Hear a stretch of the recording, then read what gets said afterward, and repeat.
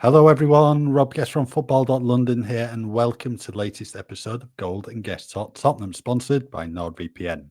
Joining me today, it's Alasdair Gold. How are you?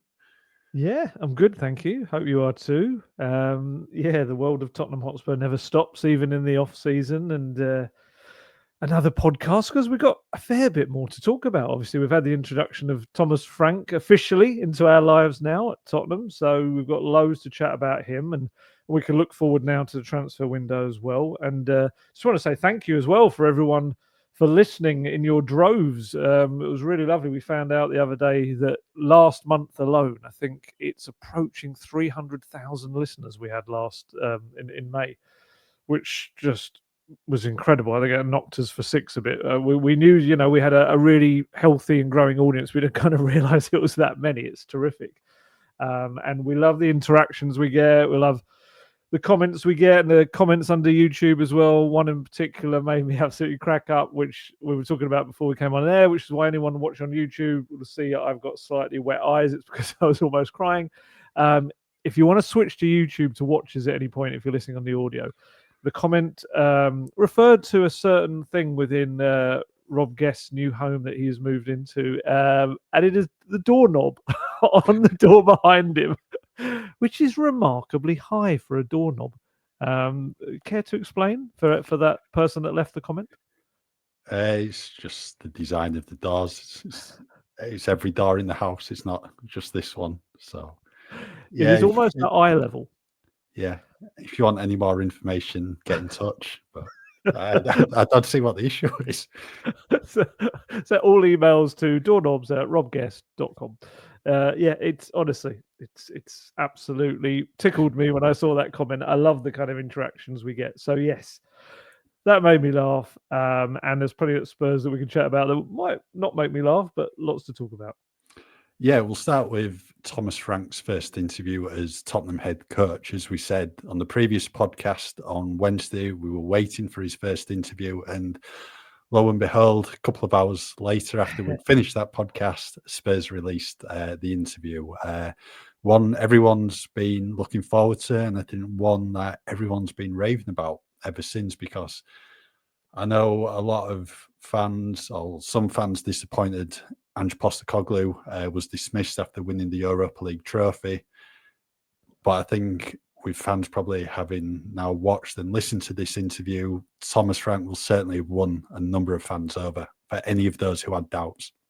Yeah, I think I was going to say he had to nail this first kind of impression, but to be fair, we kind of expected he always would. We knew he's a great communicator, and that's been clear in every kind of, we've been in his press conferences and we know how he talks, and it was always like he was going to speak very well. And from what I understand, everyone that's kind of met him around Hotspur Way in his first few days this week that he's been there has been, highly impressed. Everything they expected him to be, he's been thus far.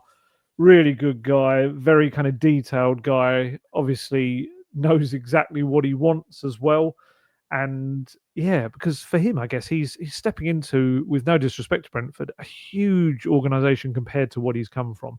I think, in the interview with Daniel Levy and Vinay Venkatesan, which I spoke about before, I think they mentioned 800 employees, didn't they? And you know that Thomas Frank will want to try to recreate this, the family feel that he had at Brentford. And that's difficult when you've got 800 employees to get around. But I'm sure he's the kind of guy that will try to know as many people as possible to bring everything that little bit closer and make it easier. And that word we always talk about, communication. But yeah, this interview was terrific. It was really good. Fascinated to see like a raw edit, what the whole thing was, because you can imagine that a lot of it was chopped probably, because I would imagine he would have touched on a lot more stuff. But then I think we're seeing little bits and pieces come out. Like there's been a bit about Matisse Tell that's come out that wasn't in the original one as well. So yeah, there was fascinating different topics he dived into. Gave a little bit of a kind of a background on himself as well, the kind of football we're going to see at Spurs, spoke about the hierarchy, and there was a certain kind of classy touch towards the end of it all, wasn't there? Which I think was essential. He had to do it. Yeah, he was talking about Tottenham's Europa League success, and obviously Ange's huge role in bringing that trophy to Spurs after a 17-year wait for silverware. Like you said, something you probably had to mention, but I didn't. The line I liked as well about standing on the shoulders of others and, building from the foundations that Ange's built already and taking the club forward and trying to make them serial winners. It was a really good line. And I think all fans picked up on that. Just a classy touch and something all Tottenham fans will have loved. And said Ange's a legend at Tottenham for bringing him that piece of silverware. So I thought that was a really good line. But like you said at the start, we know how well Thomas Frank speaks. There was so many good lines in there about, speaking to Daniel Levy and Vinay Venkatesham, the alignment. He told them about his views as well on the club and that. So no, I thought it was a really, really positive first interview. And as you mentioned as well about the size difference between Tottenham and Brentford, you could actually see that on the additional video, the behind the scenes video, where he's looking around the training ground. And anyone who's not seen it, just have a look at it, because Tottenham quite clearly have the best training ground in the country, I think, for me. The sheer size of it, the lodge, the barbecue area, the amount of pictures is fantastic. And you could just see like his eyes lit up looking at this and like, I'm made for this, which was really positive to see. So yeah, some really good Thomas Frank content to start with. Yeah, I mean, that's something that we're very fortunate in our job. We essentially kind of, our office every once a week at least is the Tottenham Hotspur training ground, and it is an incredible place. It's very easy to kind of, I think, look at Spurs and say, oh, we've got this great stadium. When you look at the facilities, the training ground is, like you said, exactly that. It's probably one of the best in Europe, isn't it? If not in kind of in the world in terms of the state of the art nature of it. And yeah, I mean, we only mostly go in one bit, the press conference bit, which is in the main reception next to the academy area. But there is so much more to that training ground. Like you said, there's so many pitches. I can't even remember the number of them. There's a lot. It's maybe must be up 20, 30. It's a lot. I can't remember the exact number, but every different kind as well. You could see him looking at the surface that they just cut one of them and everything. And like you say, the lodge is just a ridiculous area in itself. It's like a top quality hotel, isn't it? Kind of just within the whole training ground. And there's just so much to it. Academy side, the women's side as well, which is obviously it's growing and they're changing things constantly there as well. Yeah, to be able to call that your office every day is going to be something special. And again, it's meant with no disrespect for Brentford, because they've come a long way and they've done a lot with their training ground as well over the years. And he obviously has played a big part in shaping that. Whereas now he's going to a training ground that is all bar done and ready for him. He's just got to kind of fit it to what he wants it to be. But yeah, I agree. I loved the whole kind of, there was a look of, it's not awe or anything, but it's more like exactly like you said, you nailed it really. It's like cool, I get to work here kind of thing. And even like they went into the media area where we see they produce their interviews and podcast stuff, and that wraparound screen they have, which can have anything they want on it. Because it's like, we didn't even know that, like with the background things for when they do signing stuff now, because they used to always just do it behind it looked like it's at a table with an advertising hoarding behind them or something. It's all digital, isn't it, nowadays? It's incredibly clever. They can just put whatever they want. That signing thing behind them can then just be sitting in front of a screen.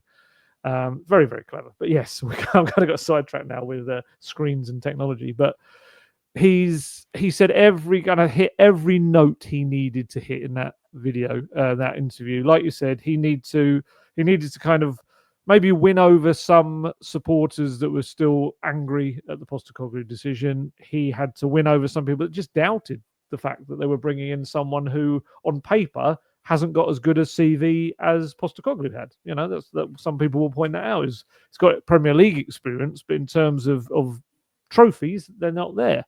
Hopefully they will come. And I just thought he kind of hit every note he needed to. And I loved the standing on the shoulders of others comment. I thought it was really classy, and mentioned the coaching staff as well. It wasn't even just Postecoglou. He kind of spoke about all of them. What did you make about the bit where he spoke about players and named certain players? He was kind of asked about young players, and he took it off in a different direction towards senior players. What did you think of that bit? I liked what I said about Dominic Solanke. He's a big fan of him in terms of his abilities, and he's going to make sure that he scores a lot of goals for Tottenham. Name dropped Benteke, Maddison, I think it was Archgray, Bergval, Odebear and the doggy as well. He said he could have, named everyone else, but Tottenham have such a large squad. But I think there was probably some notable names that weren't mentioned, Son being one. A lot have picked up on that. Christian Romero as well. But he did, as you said, in the initial interview, we didn't hear the Matisse Tell bit, but then Tottenham released that separately. Yeah. But yeah, I think he's quite clearly a fan of the players he's got. And noticed he said about his intention is to play aggressive, front-footed football. He knows the ethos, the history of Tottenham and the attacking play. He knows the team can score goals, and that's what he wants to carry on doing. But I think there's probably a few questions what have come from it, and probably the most important one is Son Heung-min, club captain. Why wasn't he named in that? Yeah, it's one of those, isn't it? It's very easy to read too much into it, but also there's an aspect of, like you say, it's the club captain. Maybe if you're thinking of senior players, it probably would be the first name that comes to mind as a legend of the football club. I did think it was really interesting with Bentancur. That pretty much suggests that we'll see him extend his stay at Spurs, you would think. I know, again, that technically in itself is reading too much into it, but the fact that immediately he picked out him as someone that he's thinking in his head, how can I fit him into my team? It suggests someone that is going to have a longer term future than 12 months left on his contract, which would suggest maybe things are going on in the background. This was more my wondering about the Son thing and Romero. Like you say, it may well be that they were mentioned, it just didn't get into the final edit for one reason or another. But certainly, with certain players, if their situations are uncertain, you probably don't want to stitch up your new manager by having him talking about how much he likes them and wants them, and then they leave a couple of months later or so. I suppose that's the other element to it as well. So yeah, we'll see what the kind of the weeks ahead brings for both of those. As I wrote in the piece the other day, it's a little bit awkward with the Son situation because obviously they've got the tour, they've got to go to South Korea, and there will be a lot of kind of contracted appearances there for him to make as well. So if there is a situation where he heads off, it can't really be until after that. But as I've said numerous times, whatever happens, for me, it should be down to Sonny. If Sonny does want to go, then that should be his choice to go, as long as they can get a reasonable fee for him. I've seen the figures kind of banding around of about 30 million for 12 months left, which is still, I was about to say it's pretty decent, but then I suppose Harry Kane went for almost 100, didn't he? With 12 months to go. And I know he is a goal machine, a ridiculous player, but Sonny's been a very, very good top Premier League player for years upon years. What do you think would be a reasonable price if Sonny were to go? I mean, I should personally state my own opinion. I'd love to see him see out his contract at Spurs and have another year in the Champions League, have another go at that, because I still feel like a fresher version of Son in Thomas Frank's side, I think, maybe gets more goals as well because of the difference in the wingers and how they play. But yeah, what do you think would be the kind of a price tag that would be one that maybe Spurs would have to consider? Maybe around the 30 million mark, just especially because it's 12 months left on the deal. He is older than Kane, isn't he? I should have stressed that. It's 3 years older, I think. Yeah. 2 years. He turns 33 next month, I believe. 3 years older than he was when Kane left is what I meant, yeah. Yeah, I think for me, if I was a buying club, I certainly wouldn't be offering more than 30 million for Son, given his age, given his contract status, and as well, in my opinion, I think his levels have dropped in the past couple of years. But even though that has maybe happened, he's still contributed with the goals and assists. Notably last season, 23 goal contributions when his form wasn't at his usual high levels. I think I agree with you in terms of Son served the club so well over the past decade that you let him make a decision. But I think there comes a point in time where you're going to have to move on from it. Same with Harry Kane. Harry Kane was going to go at some point. You're going to have to, find a different alternative. And maybe this is the summer. Fresh change at Tottenham, new head coach coming in, just like it was 2 years ago with Ange coming in and Harry Kane leaving. Maybe this is the summer for Spurs to part with Son. And I'd certainly say if some clubs offering 30 million, then I'd certainly be agreeing on that. I'm just not sure what clubs will actually be offering that sort of money. I know previously linked with, was it Barcelona, Real Madrid, teams like that linked with him a fair few years back. I don't think you got to be getting clubs like that looking at him now. Maybe more of the Saudi clubs. If it was a free transfer, maybe in a year's time, I could understand that. But I think that his age, for me, turning 33, still got plenty to offer. But I think a lot of teams now looking to build for the future, bringing those young players. But I think there's going to be interest from Saudi Arabia, and they'll probably offer a lot more money than other clubs. Yeah, I think as I wrote in my piece, was it a couple of weeks back now, I think there'll be an MLS potential. I think that's something that I think for Sonny would make a lot of sense. MLS, you're not going to get £30 million. This is my thinking. That's what I was about to say, that I wonder whether he maybe looks to see out his last year at Spurs and goes to MLS in January, or a bit like Lloris did. Defoe, did he do similar? Oh, Defoe went to Toronto. I'm trying to remember that was straight from Spurs. It might have been. Yeah, it might have been straight from Spurs. But, MLS is so much bigger now. It's not kind of like just, I know it always had the tag of retirement league, but I think, and I know he's an older player, but I think having Messi there is a huge thing, isn't it? It's shone such a spotlight on it again. So I wouldn't be shocked if that's an eventual destination. We know Lloris is over there as well.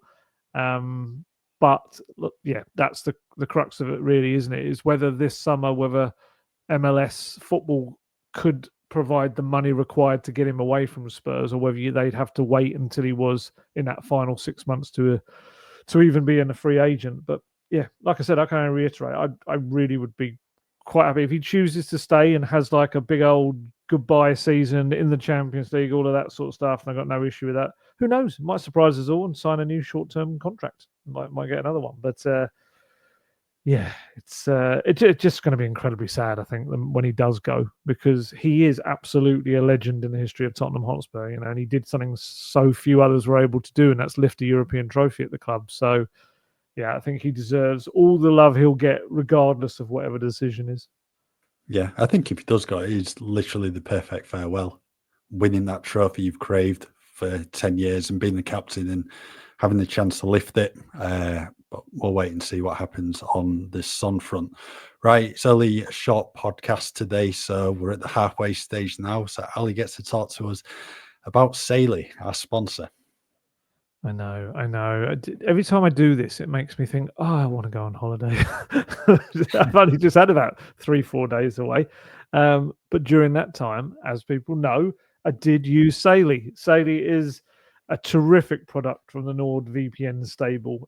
It's an eSIM, essentially, that helps you be able to kind of use your data abroad, but for prices that are often far, far lower than those you'd get if you were using them from your mobile phone roaming costs. So yeah, it's brilliant. I've used it loads of times. I've used it far-flung places as well, across the other side of the world. I shall be using it on the summer tour as well, as I just said, head off to South Korea and Hong Kong before that as well. And then we've got Germany after that with the Bayern Munich match. And of course, the Super Cup in Italy. All of those are occasions where I'll be able to use Saley because it is a terrific eSIM. Again, as we always say, wouldn't push stuff I don't use myself. So you do use it and it's really good. And as with everything, whenever we do these, if we're pushing them, it's because we can get you a discount on it as well. If you can download Saily, which is spelled SAILY, in the App Store, and use our code, which is Gold Guest, at the checkout, and it gives you an exclusive 15% off your first purchase. Or you can go straight online to saily.com/gold guest, and that will do the same thing for you. And for more information, please go to our episode description box. We're now approaching the end of June, so that means it's not going to be that far away until the Tottenham players return to Hotspur Way for pre-season training under Thomas Frank. I think, which is usually the case, the players will go in for the test first to check out the required fitness levels, and then they'll be on the grass at some point in early July. Do you want to give us an update then, Ali, on the return to training, when that could be?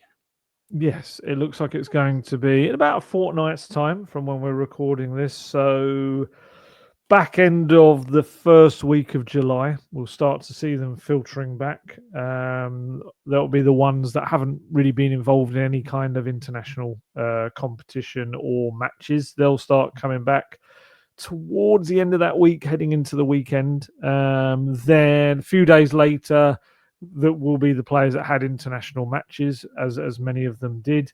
You've obviously, they're given the choice pretty much. Do you want to kind of come back, and when? And I'm sure with it being a new head coach, most of those players will take the earliest opportunity to come back, just to try and get in his good books and try and make sure that they're showing as much as they can of themselves to get in that starting 11. Really, we know he's met a few players already. Obviously, we saw in the behind the scenes stuff and in the initial interview him meeting James Maddison, Radu Dragishin. I think Dejan Kulusevski is currently rehabbing while on his honeymoon, so I don't know whether he'll be back soonish to do some kind of rehab at Hotspur Way, you would imagine. Are they the only 3 long-termers injuries? I think they are. I think so, yeah. Off the top of my head, I can't think of anyone else. I'm so used to having double figures of injuries that just to have 3 feels really weird. So we had him meeting them, and you also saw in the videos him with Chris Haslam, the new performance head, walking around with him as well. He's going to be a key figure this season. And then you've got a little group of about 5 players, is it, who will be a little bit later than the rest because they're involved in the European Championships, under 21s and under 19s. So you've got Archie Gray, Matisse Tell, and Wilson Odebear, and then you've also got Mikey Moore and the brilliantly named double hyphenated Reece Alexander Russell Denny. They're both with England at the under 19. So yeah, I think they're playing today, actually, a couple of hours after we record this. So those 5 will be given kind of a little bit extra time if they want it. But again, I would imagine that they will certainly want to race back as soon as possible, most of those. Just on Matisse Tell, because we hadn't mentioned that, he did speak quite well on him, didn't he, in the little extra clip we got? He did. I've actually got the quote here, so I'll just read it out. Thomas Frank said, very, very excited about Matisse signing with a permanent deal. I think he's a very talented player that can play across the front 4 positions. He's a goal scorer that we can develop even further to be more consistent in his all-round game, but also to more consistently land in the right positions in the box. So I'm looking forward to it. I think that's he's quite clearly a fan of Matisse, and I think, as we've said on previous podcasts, including the last one, he's only a young lad. There's so much more to still come from him, and just having a new manager, new ways, he can extract even more out of him. And Thomas Frank's done that regularly during his time at Brentford, brought all these players to new levels altogether, and that's what he's looking to do at Spurs. Yeah, I was really happy with the quotes because it nicely confirmed everything we'd written in an article a few days beforehand, that he was excited to work with him, but also was aware that there were areas of his game that needed developing, as any 20-year-old is going to need in his game. So I liked the way he dealt with that, while saying he was really excited, but also saying this is what we need to work on. He needs to be better at this and that, and that's exactly it. And look, I know there's always going to be people, especially at Spurs, with some of the history of some of the signings, that are going to say, "Oh, it's a club signing pushed upon him." You don't push upon a £30 million signing on someone. That's not how it works. We saw it with Jed Spence and Antonio Conte and the big kind of furore around that, and Arnold Danjuma when he came in as well, and Conte saying, that wasn't the signing they really needed at that time. But you're talking about Jed Spence was about 12 million at that point with add-ons, and Arnold Danjuma was a loan. You're not talking about a £30 million signing kind of thing. That very much needed the full green light from Thomas Frank. And as I said previously, he did all of his research on him and analysed him and believes that he can fit anywhere across that front four in his system. And I think it'll come on leaps and bounds under him, hopefully. So I think anything else to do with friendlies. That's the other thing. Obviously, they'll be building towards with the pre-season stuff when they come in. Still feel like there's going to be a pre-season friendly yet to be announced, which I would imagine will be that weekend about the 19th, I think it is.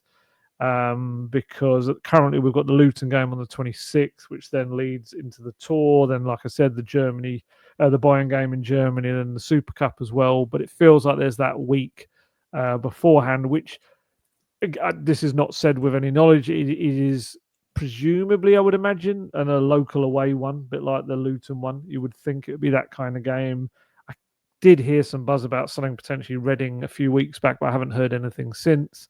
And I don't think, by the way the schedules work, there'll be a space for that usual home big kind of Tottenham Hotspur Stadium game, because where do you fit it? You've got the Bayern game, and then the Super Cup. I don't think you want to have a big home game. When's the Bayern game? Is that the Thursday? I think Bayern's the Thursday, the Super Cup's the Wednesday, so your early option would be the Sunday.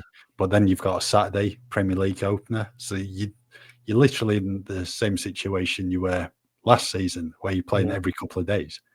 Yeah, absolutely. And it's a bit risky, isn't it, to have a big kind of Sunday game at home in front of the crowds, where some players might go in a little bit harder, a bit more kind of excited about stuff, and risk injury ahead of a potential, trophy game you've got coming up. So yeah, that's kind of what's to come.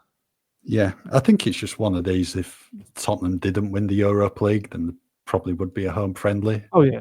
But I'm sure people would rather have the trophy than a home friendly if given the 100%. Option. And I think, unless I'm mistaken, I could be wrong, but I think the Bayern game is part of the Kane deal. So I would imagine that means Spurs get a significant chunk of the proceeds from that as well, if not, most of it. So, I'd imagine that's where their money comes this season. And obviously, you're going to get money for the Super Cup as well. And the first game of the season is a game at the Tottenham Hotspur Stadium against Burnley. So, yeah, people won't miss out in that respect. There'll be an N17 pretty sharpish. Yeah. In terms of that Burnley home game, then hopefully there'll be a few new players in the Tottenham squad. So. Well, we've already seen Kevin Danso and Matisse Tell signed permanently. In terms of the areas to strengthen now, then, because now Thomas Frank's in through the door, all the talk has to be about transfers and just adding to that squad and getting them ready ahead of another hectic schedule with Champions League football to look forward to. What positions do Spurs need to look at or make a priority? Well, we know they're looking for a winger that can kind of also play up front as well, by the looks of it. Certainly with all the players that they're looking at seem to be of that ilk, don't they? Wemo, Visa, and Semenyo as well. They're all that kind of player that can kind of play out wide or up front. Because they're going to have to be quite versatile for Frank's system, aren't they, really? In terms of it can switch at any point from a 4-2-3-1 to a 4-3-3, or it can have two up front, and they're going to have to be able, like we're saying about Matisse Tell, able to really play across the line, or certainly in one of the flank positions or up front. I guess that's kind of Brendan Johnson as well. He can do that sort of stuff. So I think that's clearly one of the ideas. I think they need another creative midfielder as well. And I think, Eberechi Eze is clearly one that's going to come into the conversation. We'll see if we can get him. Number 6, I kind of think you're looking down the spine of your team, really. I think number 6 is really important in the Thomas Frank setup as well. I'd be stunned if we don't see a new number 6 type at the club by the end of this transfer window. Obviously, we're talking about Bentancur, but we don't know what happens with Yves Bissouma and what kind of comes with him. Bergvall and Gray obviously could develop into being the 6s if needed, or number 8s. Again, two very versatile players. But I would be very surprised if we don't see a kind of an experienced number 6 come in there. Centre back's a funny one, isn't it? Because we were talking about this earlier. Technically, at the moment, centre back is rammed with players. There are so many players. You know, you've got Romero van der Ven, you've got Danso, you've got Dragishin, you've got Davis, you've got Vuskovic coming in, you've got Ashley Phillips coming back, you've got Alfie Dorrington as well. There are tons of defenders. I've probably even missed someone obvious there. Archie Gray. And that was it. Yeah, are we classifying him as a... No, but he can play there if needed. He can play. Yeah, we know now he can play there, I guess. So that position for me is definitely one that maybe has to more rely on seeing what Romero's future holds before you kind of make a decision on what comes next there, because that was kind of the point in bringing Danso in as well, wasn't it? Is that he was going to be a someone pushing for a first team starting place as well, and we don't know how Vuskovic will settle. Vuskovic might come in and be absolutely sensational, or he might come in and they say, okay, maybe a loan will be good for you to kind of keep going. I would say you would think that they'd let at least till January to make that decision rather than farming him straight out on a third loan. He'll feel like he's some kind of nomad if he goes straight back out again. That would be mad. And the other thing, which we always have to take into account, is the club-trained homegrown angle, isn't it? Yeah, you're probably best to explain this. You love it as well, don't lie. Yeah, it's... The rules differ between the Premier League and the Champions League.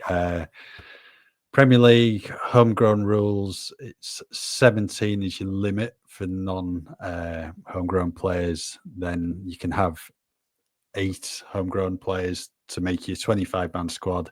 There's an under-21 list, which certainly helps out. But in Europe, that under-21 list, the B list, players such as Archie Gray, Lucas Bergvall, Wilson Odebeer, who were on it in the Premier League, can't be on it in Europe because they've not been Vuskovic, because they've not been at Spurs for the required 2 years or 3 years with a loan included. Yeah, exactly that. Yeah. So not this season. So the 26-7 season, Gray and Bergvall will be able to go on that, and it will be a less of an issue. Finally, we won't have to talk about it as much.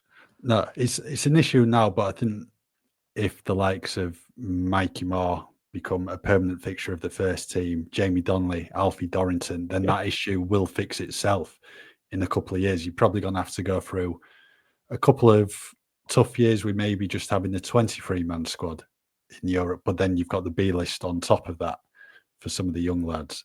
But it's just the way it is. Is it Brandon Austin's the only club-trained player at the moment? The only player. And I'd have been tempted to just keep Alfie Whiteman just for that. If he wanted to stay. Goalkeepers. You just have to leave out one of those other goalkeepers is going to have to remain out of the squad anyway, I suppose. I get what you mean. And he delivers great movie videos as well for the club. So we'd have got more of those. Yeah. I was glad you went into the explanation there. I thought you were going to leave it all to me on the European one, because the European one is carnage. It is. Anyone that has heard us talk about this will apologise, but there are so many people that do forget about it. And honestly, you look at sometimes on social media and people's wish lists for transfers, it's like something off of Football Manager. It's just like crazy kind of thing, like bring in these 12 players kind of thing, and you're like, it just cannot work like that. And even in Football Manager, to be fair, you've still got to fit it in. Their rules are exactly the same. They replicate the rules. You've got to fit it into European squad, and that is exactly the key. The European squad, it's the under 21s that stuffs you, because you cannot just, like the Premier League one, shove loads of under 21s in there of any ilk. Doesn't matter. In Europe, they have to have played for the club for at least 2 years between the ages of 15 and 21. And so many of Spurs young players haven't. And it's all very well people saying, like you said, put people like, Jamie Donnelly, Scarlett, people like that in there now. It doesn't really make any difference, because they are able to be on the under 21s list in Europe already. So you're not really helping yourself by doing that. You're not saving yourself an extra spot. And the problem is, if you don't fill your club-trained allocation, you have to leave these spaces in your squad. So potentially, Spurs could have a 22-man squad for the Champions League this season instead of 25, which is ridiculous. It's ridiculous they've allowed themselves to get into this scenario. It is. I will continue to say that. It is mad.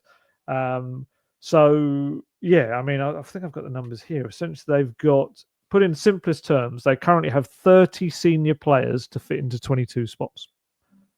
That's it. So you've got 8, and that includes Dan Sotel and Vuskovic, who have all come in now permanently. So that means before you can even look to fit in new transfers, you've got to have 8 other players that are not going to fit into that squad. And look, there are players, of course, like Brian Hill, and this is why when people say about Manor Solomon, it's like, oh, surely let him come back in and have a go. Where? Where does he fit back in? It doesn't make any sense. So you've got to get rid of 8 immediately, and that's before you can even bring in a fair few signings they're going to need this summer. So I kind of started looking into other stuff. I did a piece today about the only another option you could do is looking at bringing club trained players back to the club. And look, we all know which one we'd love to have Harry Kane back. Harry Kane comes back, he sorts everything on every sense. He's a club trained player and he's also one of the best players in the world.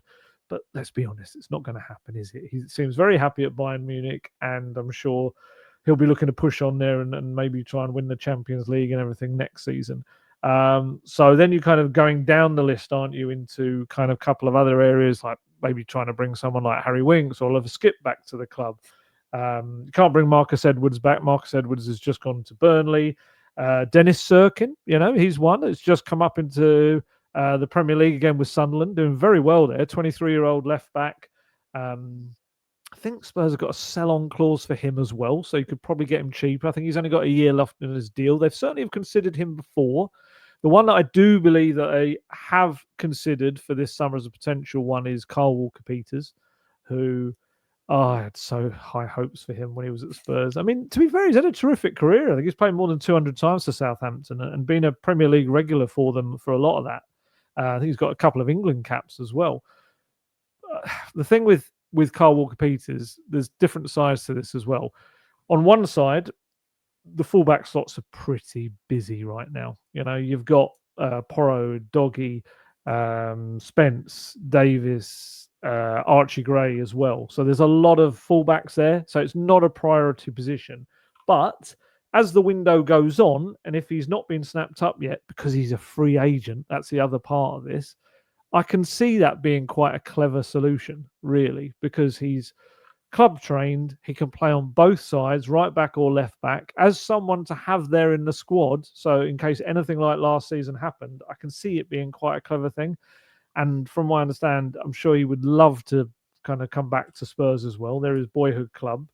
So that for me makes sense as a free agent signing. I know it's not the sexy big signing that people want in the transfer window, but logically it makes some sense. So yeah, that's not to say they're going to sign him instead of a new striker or anything like that. It would be, that sort of kind of backup signing, which makes a lot of sense. Troy Parrott's another one, obviously, but I can't see him coming straight back to the club right now. A lot of people kind of keep suggesting Noni Madueke because it looks like he might be leaving Chelsea, but there's a problem there. In terms of the club trained angle, he left Spurs at the age of 16. And to be considered club trained, you have to have been on the books for 3 entire seasons or 36 months between the ages of 15 and 21.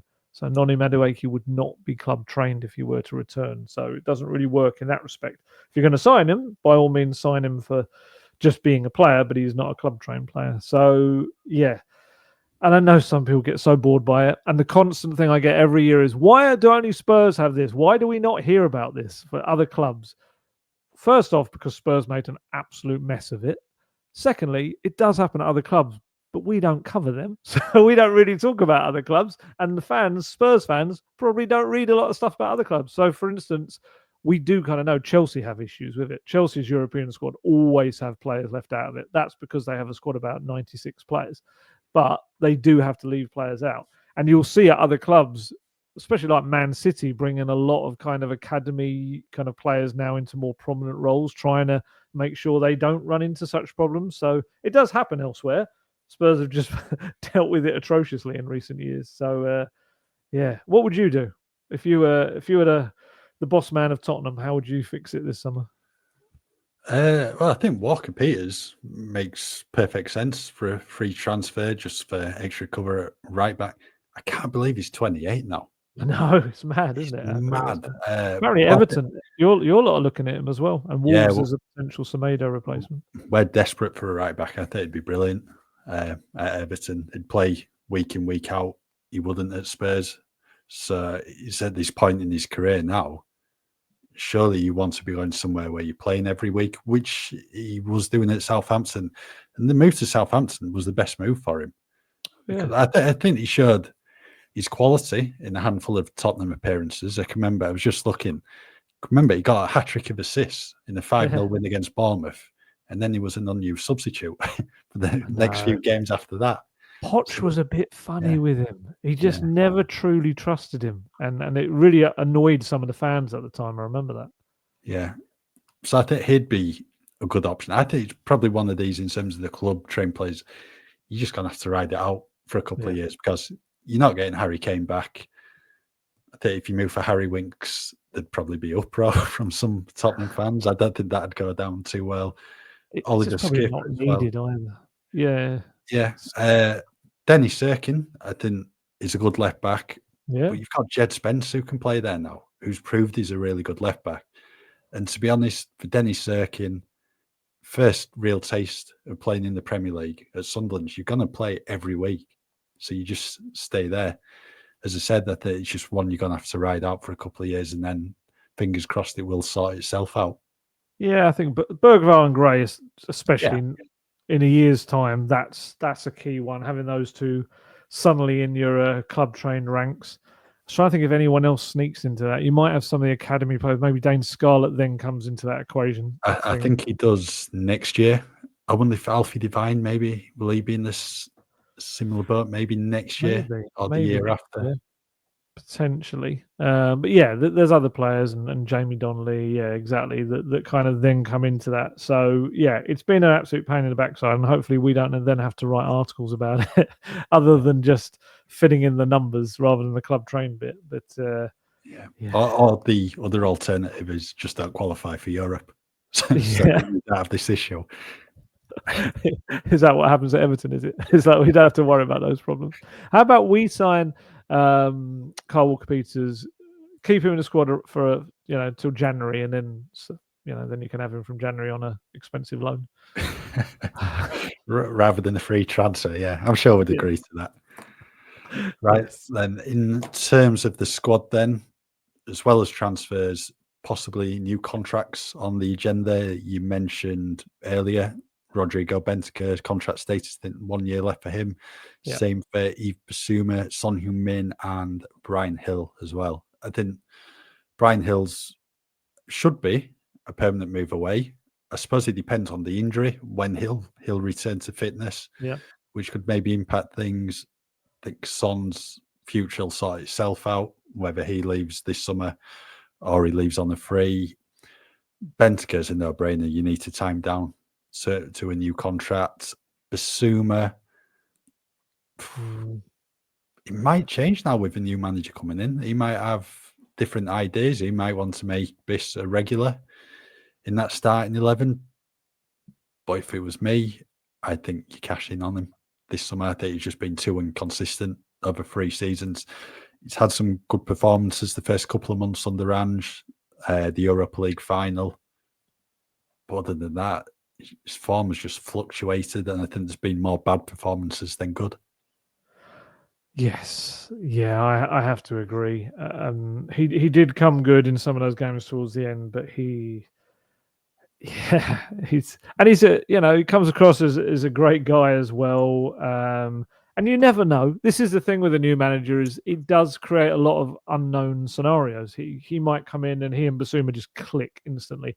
Kind of happened with Postecoglou to begin with, and Thomas Frank might just think, you know what, I think I can make him into something special. But I don't know. It just feels like it's going to be an either or with him and Bentancur. And like you, I think Bentancur has to be the one in that scenario. There's and I think they showed with Højbjerg that even if they're coming into the last 12 months of their contract, you can do a loan that still brings in a fair bit of money. I mean, Højbjerg went for about 12, It was 12, 15 million in the end. It was quite a lot, I think, to Marseille. But did he have 2 years left on his deal? Not one. Because surely a club's not going to agree to a loan with an obligation for a player who's got 1 year contract. I thought it was ended this summer. Højbjerg. I feel like it did because it's essentially a loan fee, isn't it? It's like a loan fee to get him early. I think I could be wrong, but you could look it up. Yeah, go on. You look it up while I'm chatting away. But I'm pretty sure that it was done with that. It was like a loan fee and a transfer fee wrapped up into one, and Spurs get it at the end of the deal, I think. Because I was surprised at the amount when I went back and looked at what I reported at the time. I was like, oh my goodness, yeah, it was a fair amount. Although, look, we're talking about Son going for 30 and Harry Kane going for 100. So in contrast, it's not that big. I'm fascinated by Højbjerg, what would have happened as well had he not had that option, because I forgot that actually he worked with Thomas Frank as well within the Danish FA when he was a youngster. So there's like an even stronger connection there. And he might have been the one that fitted his system perfectly. Yeah, Højbjerg looks like he signed the 5-year contract when he joined in 2020. Yeah. So 25. Interesting. Yeah. Other than that, it's the 2027 bunch, the ones that there's a lot of decisions to be made on, really. You've got Romero, obviously. He's a crunch one that's going to come up, and his dialogue with Frank initially is going to be fascinating and see which way that goes. I still don't think, I would be surprised if anyone meets the valuation for him this summer. They might, but I'd probably be more surprised if that happens than if it doesn't. And in which case, he and Frank are going to have to kind of crack on, because any manager, would want Romero in their defence. He is a terrific defender, and it may be that Thomas Frank can get even more out of him than previous managers have as well, and maybe a high level of consistency, which is the one thing maybe at Spurs that we haven't seen quite enough of with him. Richarlison's another one. Richarlison, 2 years left. I know you'd like him back, but it's such a difficult one for him. I wrote a piece on him the other day. I think it was going through the whole squad saying who should stay. I would love him to stay because I think impact-wise, every time he's fit, he impacts the team. But it's when he's fit. It's the biggest problem. I think he started something like 4 Premier League games last season. I can't remember the exact number. It was so low, the amount of the games he started. But it's with a big 2 years for him because it's a World Cup year. 100%. He needs to be playing regularly. Yeah. Absolutely. And if he's told, look, you're probably not going to be starting regularly, then he might kind of push the decision as well himself. Other ones, I think 2027, Mikey Moore, I would imagine that will be tied up this summer, that we'll see a new deal for him. You get when they're 16, 17, 18, you get these new contracts that kick in anyway, and I'm sure they'll agree to one that reflects a player who has made his Premier League bow now and played about 19 times, I think it was, last season. It was a fair bit. Alfie Devine, I think there's a decision to be made there for him. Does he go out on yet another loan, or does he just kind of he and Spurs decide to go their separate ways? I think he's a really talented young player, but I just don't know whether it's too cluttered at Spurs for him to get through. That's my fear for him. He was linked with Sheffield United the other day, who just got a new manager. Yeah. Although the reports came in before the new manager came in, which is always kind of it's an interesting one, isn't it? I know we've had that at Spurs with some reports before they'd even got the new manager in. Dane Scarlett, 2027 as well. I think this is a key season for him to kind of deliver on some of that promise. That every manager has raved about what he can do, but we haven't seen him actually do it yet. And as someone that is homegrown, perhaps he gets his chances this season. They keep him around. We'll see. And then you've got Josh Keeley. He'll get a new contract, absolutely, because he's had a brilliant season. And George Abbott as well, who I'd imagine would get a new deal. Other than that, you're starting to then go into 2028 ones. But there's a few on there that have probably earned a new contract, like Kulusevski, Porro. They've probably earned new deals. Jed Spence obviously signed one, didn't he, that knocked him up to 2028. Other than that, everyone else is quite long-term contracts. Who's got the longest 2 contracts at the club? Matisse Tell. I think he was 2030. I think he signed to. Oh, was it? Oh, was it? Oh, no. It's a 6-year deal, wasn't it? 6 years. Yeah. Yeah. Okay, 3 players. I forgot I wrote this article that I'm referring to before he signed. Tell, Lucas Bergvall, and Oh, I can imagine people in the comments trying to get in there right now. Solanke or Van de Ven. No, Solanke's 30. Van de Ven is 29. Van de Ven might get a new contract, actually. I know it's 4 years. Correct. It is Antonin Kinski. Yes, one for the long term. Right, I think that's it for today's latest episode. After that little quiz. Yeah, the Circle Short podcast with a planned turned into the usual length, 50 minutes, this one. Definitely your fault. Yeah, we'll be back next week to discuss even more in the world of Tottenham Hotspur. So in the meantime, just keep with us, football.london, for all your latest Tottenham news. You can either download Saley in your app store and use our code GOLDGUEST at the checkout to get an exclusive 15% off your first purchase, or online you can go straight to saley.com/GOLDGUEST. For more information, please go to our episode description box.